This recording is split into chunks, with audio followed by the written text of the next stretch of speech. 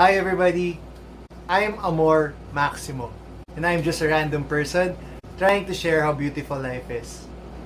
Today, we'll have a flight attendant, Kwentuhan, and Laglagan with my batchmate, Cara, Ylagan.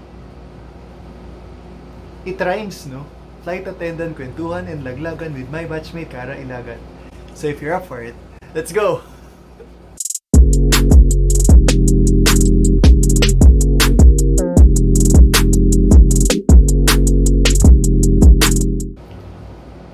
So I had Cara in one of the episodes of GALLEY Talks. She was the speaker and she told us about her flight attendant journey. She shared a lot of things. She even brought us to how we were starting because she was my classmate. She was my batchmate when we started training for our airline. And ang dami niya shinare na stories. And afterwards, of course, I have to share my version of our story. So I will not really react to this and I will just, ang dami kasi. So aabutin ng sobrang tagal. So let me just pull up the screen. Since nagkwento si Cara, parang gusto ko rin nakakadala. Ang daming memories. Gusto ko, okay lang ba? Dagdagan ko yung mga kwento mo. Ilalaglag ko siya. Ilalaglag ko naman siya. Na-mention niya. Wow. Na-mention niya na, again, so if you have questions, please kindly just, I check all the chat box, so just send the question there. Na-mention niya kanina her application, no? Actually, this can be also a part of the summary na rin. It's been an hour, ang bilis ng oras. Naka 1 hour na tayo, so extend tayo ng onte. Pag isama na natin yung reaction comments ko sa summary natin. Kasi ang ganda ituloy, yung kwento ni Cara. Parts of her story I know already, of course, because she is my batchmate. Tulad nga na sinabi niya, sabay kami nagsimula sa palibig sabihin nun. Sabay kami nagpumasok. Though iba-iba yung araw ng interview namin, kung sa kanya 25 at dalawa kayong natanggap ni Meme, si May naman ang tawag ko doon kambal. Oo. Kasi niloloko ko yung sarili ko na kung may magiging babae ako, gusto ko yung itsura ni May. Kung nakita niyo sa video ni Cara, siya yung isa sa mga FAs doon. Siya yung nagsiserve. Naka-top uniform. After niya, abangan nyo pag pinost ko sa YouTube to, ipopost ko rin yun ulit, I think most probably. So, si Kambal. Sa amin naman, if I'm not mistaken, we were 33. Tapos 3 naman kaming natanggap. 33 or 35. 3 kaming natanggap. Ako, si Paula, June Ruiz, tsaka isa pang guy. Pero yung isang guy, hindi tumuloy. So technically, 2 lang kami. Tapos nung sinabi niya na final interview, yun yung first time na lahat kaming natanggap, pinagsama-sama kami. Tapos doon kami interviewin ng mga boss. Yun yung tinatawag na Executive Panel Interview or EPI. Kung nakikita nyo sa Facebook, ang dami kasing di ba information dyan. Yun yung tawag doon. So lahat ng boss. Kung baga yun na yung pinakahuling interview kung papasa kami o hindi. So after that, contract signing, memorable siya other than sa sinabi ni Cara na syempre, oh my God, part na ako ng Philippine Airlines, magiging flight attendant na ako. Memorable siya dahil yun yung pinakamaraming beses kong pinirmahan yung pangalan ko. Parang ganito kakapal yung kontrata, di ba? Maganyan. As in literal, mga 2 inches or 2 inches or 1.5 inch to 2 inches. Tapos pirma ka. Kasi sabi ng mama ko, Amor, kung pipirma ka, ipirma mo na yung buong pangalan mo kasi minsan ka lang pipirma. Kaya yung totoong pirma ko, Romeo, Maxi, kompleto. Kaya ang haba nung pinipirmahan ko siguro mga ilang 100 pages. Tapos, kailangan mo ng witness. Pag pumirma, di ba, kailangan ng witness. So, pipirmahan ko yung kontrata ko, pipirmahan ni Cara yung kontrata niya, tapos kailangan may 2 tao na pipirma ng kontrata ko at kontrata niya. Siyempre, kami rin yun. O Cara, pirmahan mo to. Tapos kinuha ko yung kay Cara, pumirma na naman ako. Tapos naghanap pa kami ng iba, pumirma na naman kami. Kaya sobrang daming, talagang memorable siya. Hindi lang dahil sa contract signing, yung experience, ganito pala yung feeling ng artista. Ganito pala yung feeling. Diba? Hindi lang firma, may mga names pa no? Oo, ang dami. Kailangan yung mga blank.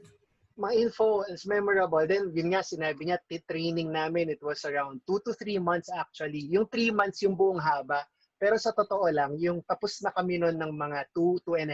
Di ba kasi nag-antay tayo? Oo, naghintay lang tayo ng tamang date for our graduation. Sobrang advanced tayo.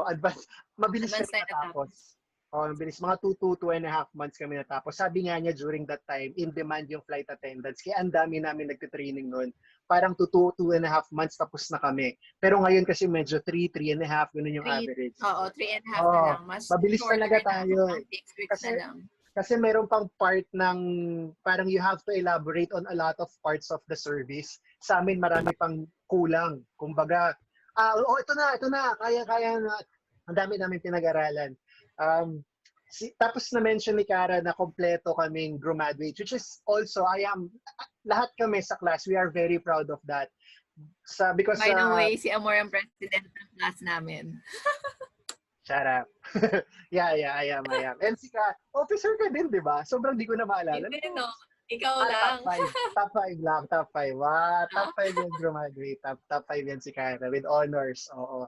So, it's something that I am proud of. I'm sure all of us dun sa class namin dahil yung huling time na may graduate, laging may bumabagsak, laging may natatanggal. And the last time that it happened was at least 3-4 years before us. Yun yung sabi sa amin. And kaya important din siguro ang mag-set ng goals. Kasi I remember nung first day namin as a class, syempre ako yung president. Kung paano ako naging president, hindi ko alam. Actually, alam ko, pinagtripan lang naman talaga ako eh. Dahil dun sa class namin, ilan tayo, Cara? 21? Tama ba? Ako noon, 22 ako. 22? No. Yung number natin sa class, 22. 21 tayo, di ba? 22 all the way. 22, tapos 5 kaming boys. 5 lang kaming boys. All girls. Tapos napagtripan ako yung president. So sabi ko, sige, alam ko naman. Pero of course, even if you are placed in the position kung paano ka nakarating doon, if you are given a responsibility, claim it. May responsibility ka. Parang path yan in life. Kung makarating ka dito dahil naligaw ka, and if you face a decision that will change your life, claim it. Own it, sabi nga ni Cara. Kasi magkaiba kami ng kwento ng pagiging flight attendant, to be honest. Siya informed siya. Ako naligaw din ako. But same outcome, same process. Siya nag-fail siya 8 times. Ako on my first try, I got it. Pero hindi sinasabing mas maganda yung kwento niya, mas maganda yung kwento ko. Walang ganun. Pareho siyang maganda dahil lahat tayo magkakaiba na experience.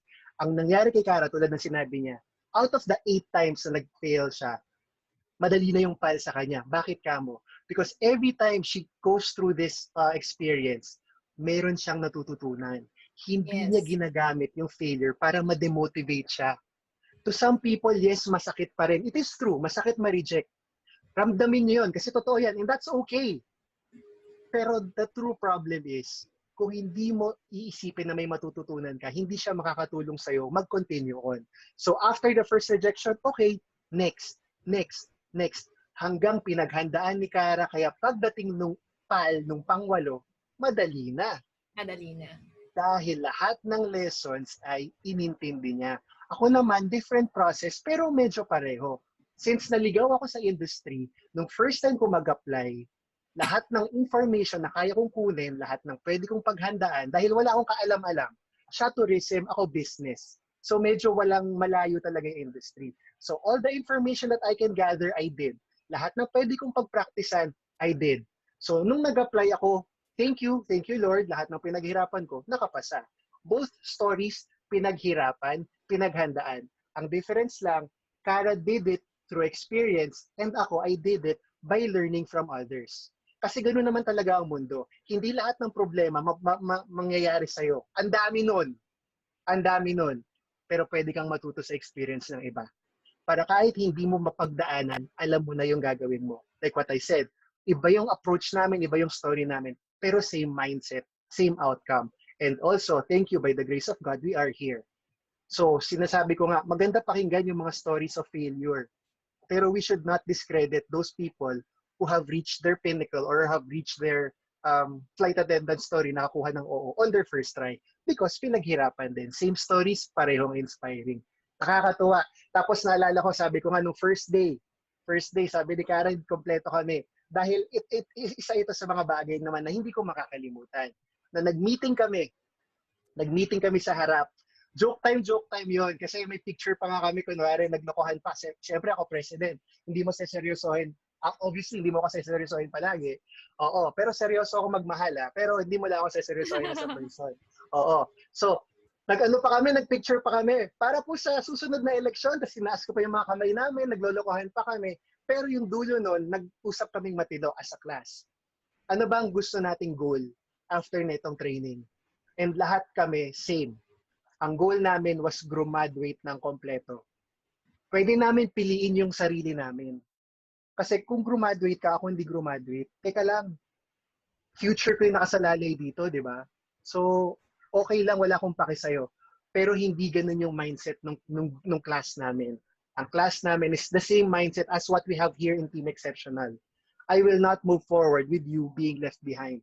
I will move forward with you also moving forward. Lahat tayo pwede maging successful. Kaya lahat ng pinagdaanan namin doon, we were always ginugoosebumps ako kasi I'm really happy and I love my batchmates and I'm happy for what we have gone through together. And hindi kami nag-iwanan. Lahat kami nakita namin ng isa't isa at umiyak, mag-fail. At kahit hirap na hirap kami lahat, we were still there for each other. Si Cara may nickname nga ako dyan eh. Tawag ko dyan Panda. Hindi mo na pwedeng bawiin, ikukwento ko na to. Tawag ko sa kanya Panda, yung animal. Pero hindi siya hindi dahil kamukha niya yung animal ha. Hindi dahil kamukha niya yung animal. Kasi kung alam niyo yung chocolate na Hello Panda, yung cookies na Hello Panda, sabi ko para kang yung Hello Panda. Kasi pag kinain mo siya cookies, matigas. Parang ano 'di ba? Matigas 'yun eh. Parang cookie talaga, outer layer niya cookie. Pero pag kinain mo yung loob niya, chocolate syrup. So si Cara is ganyan. Malambot. So outside, she has the confidence and mukha siyang matapang because she really is. Sabi nga niya, breadwinner siya. So kailangan ng extra tibay for that. Pero inside, malambot din. May puso ka din pala, no? Oo, emotional. Emotional, iyakin. Oo, iyakin. So, it is, some people may say it's a bad thing, some people may say it's a good thing. Ako, it's how you manage it. Because in life, there are moments na kailangan maging matigas tayo eh. Kailangan natin to pagdaanan para mag-move forward. Pero of course, tulad na sinabi ko kanina, pag may nangyari sa'yo, okay lang masaktan. Tao tayo, may puso, may feelings. Pero that shouldn't stop us from moving forward. Like what she said during her application period. Ang dami pang kwento na ko. Pagkasama ko talaga itong mga batchmates ko, ang daming memories. Sige. May question sa chat room. Yun nga, i-open ko pa lang. Is there a time? Hi, Go, sir. si John. Good evening. Good evening. Ako. Oo naman, go. So, may question po ako for Miss Cara. Is there a times po ba na sumuko ka sa paghahanap ng walang tumatanggap sa'yo?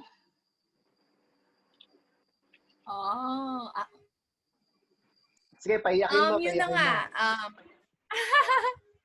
Since nga yung hindi naman ako sumuko actually. Nagbigay lang sa akin di ba nga since na yung PAL yung last na in-apply ko. Nagbigay na ako ng decision para sa sarili ko na sinabi ko na kapag hindi ako nakapasa dito, hindi para sa akin to.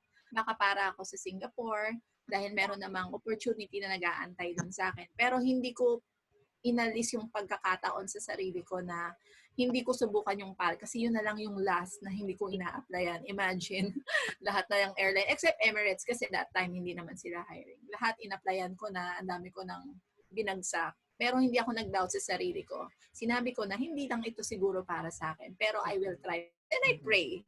Lagi akong dumadaan sa Baclaran every time. Kasi taga Cavite ako. So every kasi ang PAL is from Makati pa before.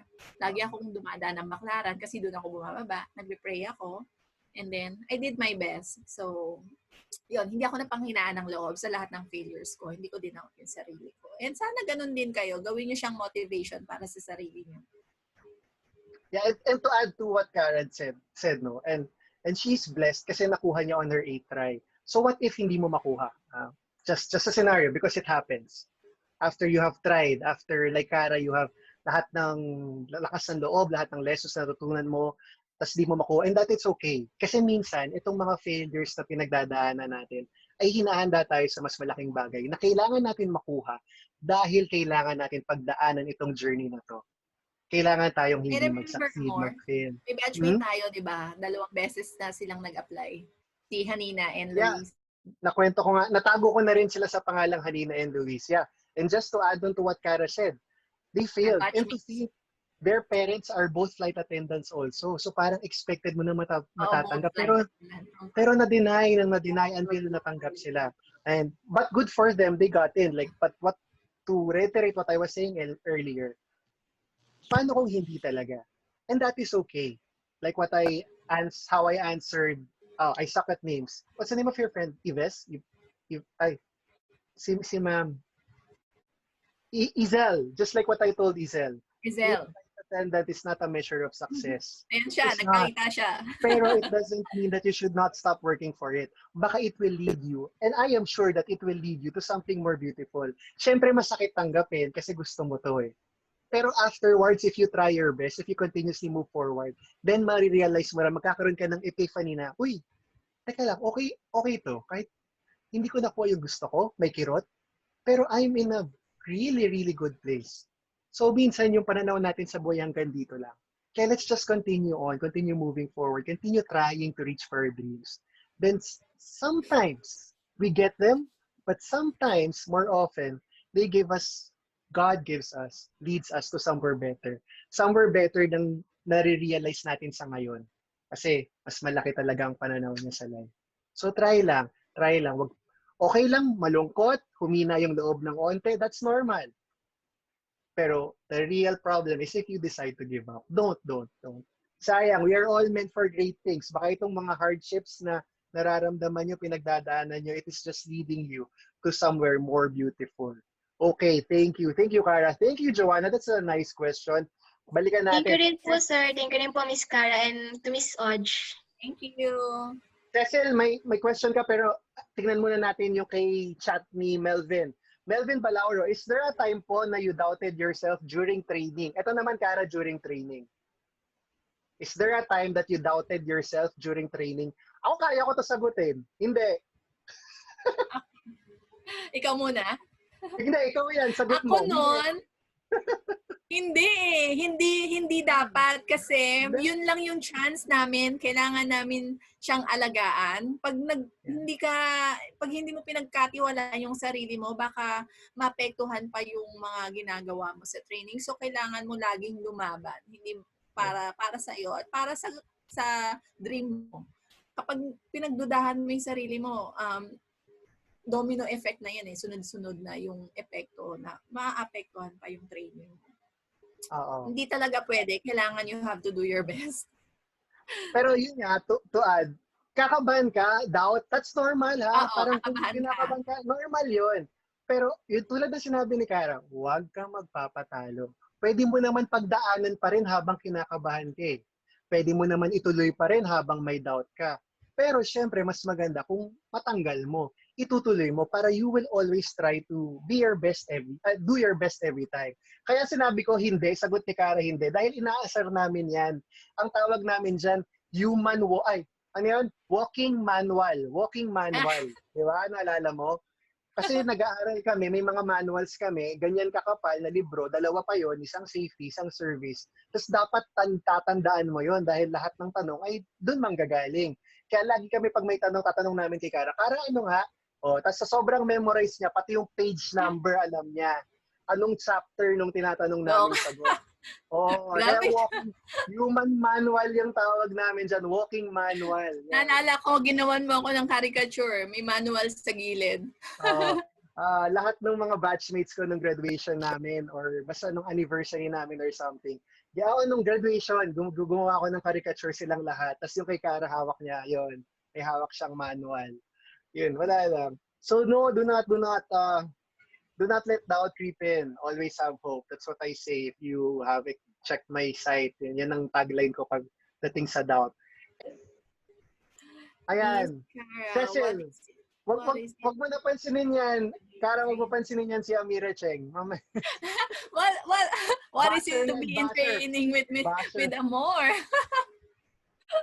Basher yan.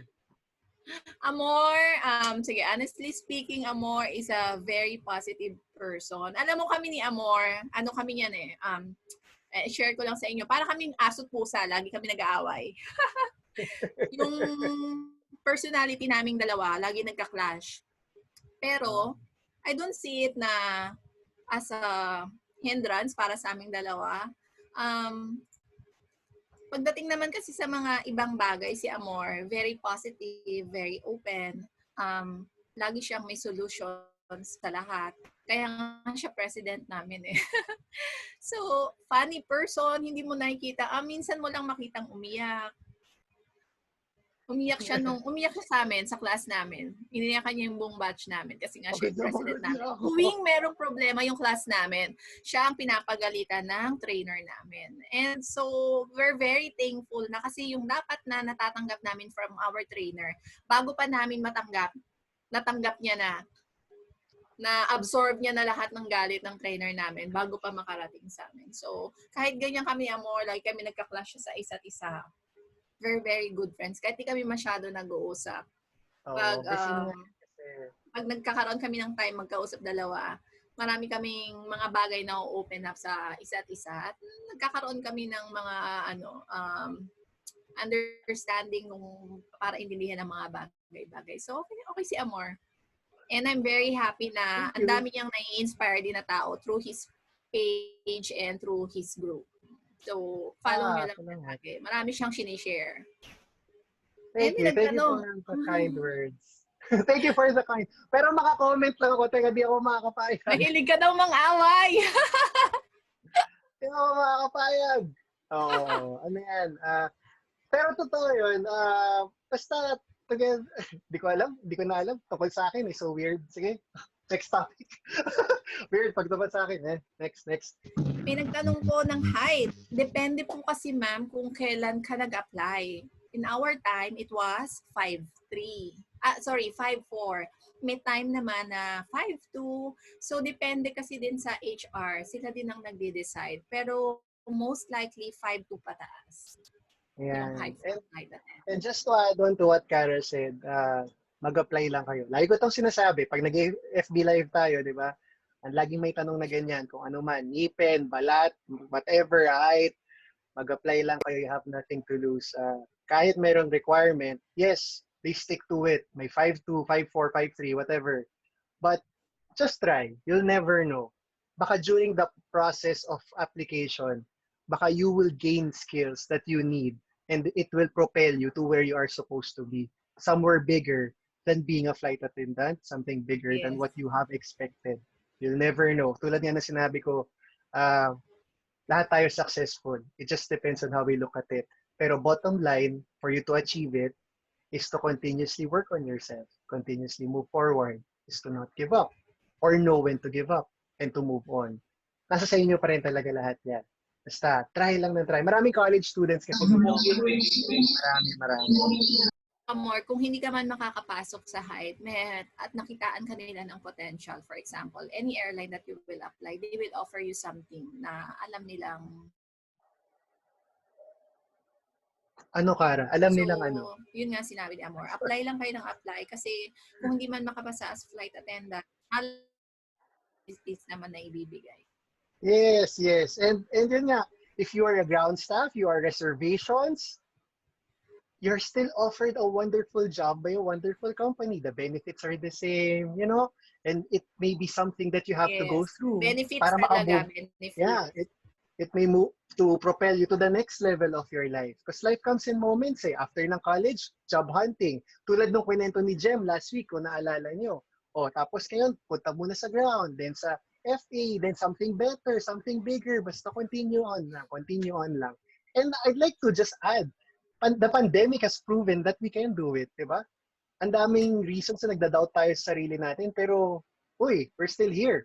And if you look back, we're better than where we were before, and by continuously moving forward.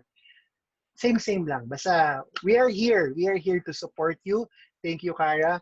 Meron pa ba before we go? Kasi kakainin ko na yung oras yung parang nakaka 1 hour and a half na tayo.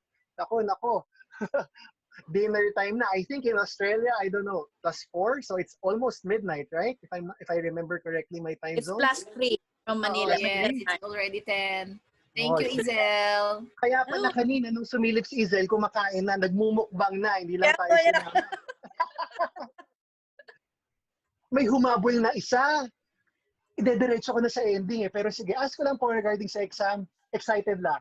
During po kasi managerial training days ko, meron din po kaming exam sa loob ng 2 months at dapat 3 mistake lang pero kami may retake. At meron din po bang retake sa inyo? Sorry po sa tanong. Don't say sorry for the questions. Like I always say, there is no such thing as stupid, silly questions. I love questions, any kind of questions. All questions na may tinuturo sa atin ang lahat ng tanong, kahit funny siya. Basta tanong lang ng tanong. Sa amin, I don't know, for some airlines, nakita ko si Izel umiling. It's 90%. It's not really 3 mistakes. So if the exam is 10, Failures. 10% mistake, 1 failure. If it's 100, 10 kasi 90% ang passing. Ang retake depende sa airline. Like for our airline, 1 retake lang for the whole training period. At araw-araw kami nagte-test, around 2 to 3 times a day, 4 times a week. Every day. Right? So sa totoo lang, mas nag-aral pa ako nung nagte-training ako kaysa nung college at high school. Oo, kaya isipin nyo na lang kung gaano... Cum laude na tayo eh, no? Oo, kaya isipin mo na lang kung gaano kagaling si Cara kasi tawag na namin sa kanya walking manual. O, di ba? 90%, 2 to 3 times a day ang exam, 3 to 4 times a week. There you go. And si Izel, I think, can relate kasi umiling din siya eh.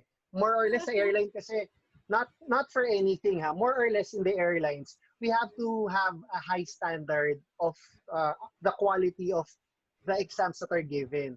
Only because safety aspect kasi siya eh. Ang trabaho namin, it's not, coffee, tea, water, travel, OOTD. That's what everybody else sees. Pero ang bottom line is we are there for safety. Kaya mataas ang standard ng exam. Kaya palaging may exam. We are here to save lives.